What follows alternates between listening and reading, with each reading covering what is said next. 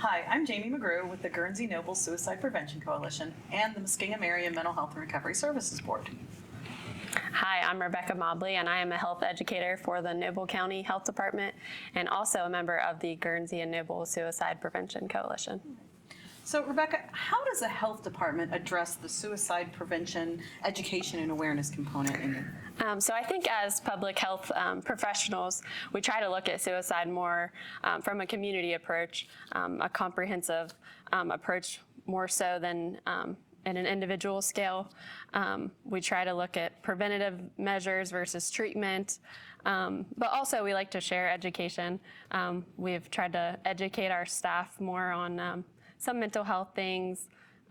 Also, we share information on our social media sites. We have Facebook, Twitter, and Instagram.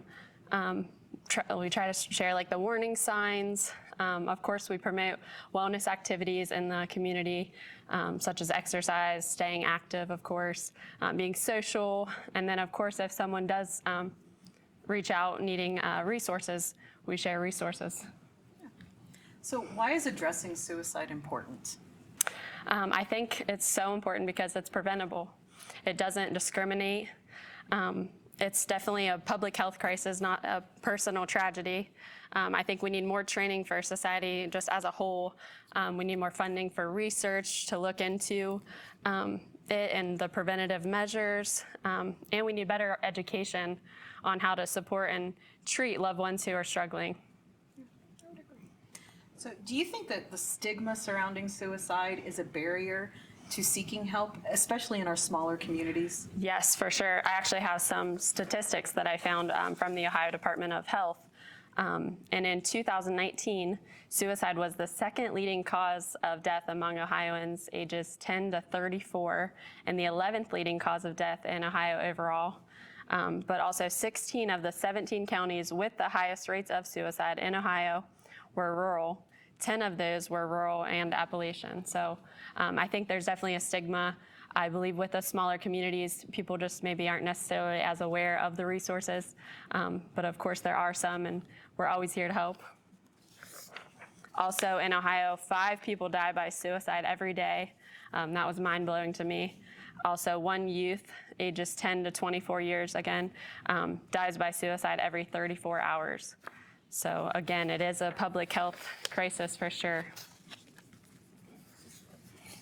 So what can we as a community do to help address this public health crisis? So I think as a community, we just need to learn more, talk more, of course, do more. We need to focus at the community level. Like I said, we in public health like to look more at the preventative strategies, more so than the treatment of the individuals. We need to change the conversation, talk about it more.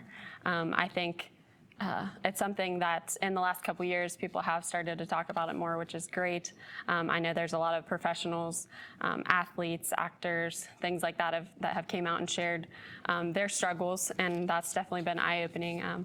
Kevin Love is a player on the Cleveland Cavaliers basketball team, and I know he's one that I've kind of followed, and he's been very open and talked about his mental health. And I think just the more we talk about it, not even just the professionals, but us local folks, then the better it'll be. I agree with that. So anything else that we should know that you want us to know? Anything else you found preparing for this that just you thought, man, I need to share that? I would say doing some research and just knowing how life works. I think in our culture, we're definitely encouraged to be self-sufficient, which is good, of course, in a lot of ways. But also, I think that it can be a bad thing just because it pushes people to suffer alone sometimes. They're too scared to come forward because of the judgment that they could face sharing any concerns. And I think people are often scared to ask questions. If you see somebody struggling, you're afraid you'll offend them if you ask them personal questions and whatnot. But sometimes I think that's all they need. They need somebody to care, to ask. Maybe that's all it takes, is just somebody reaching out and saying, how are you today? Even if they don't know the person. So yeah, we just need to talk about it more. I think listening, asking questions, and of course, if you feel like there is a serious concern, referring them to a professional for help. You matter. Yeah. Well, thank you. And I think you're right. We need to talk about it more, and we just need to be there for each other. Yes, agree. Yes, yeah. Thank you.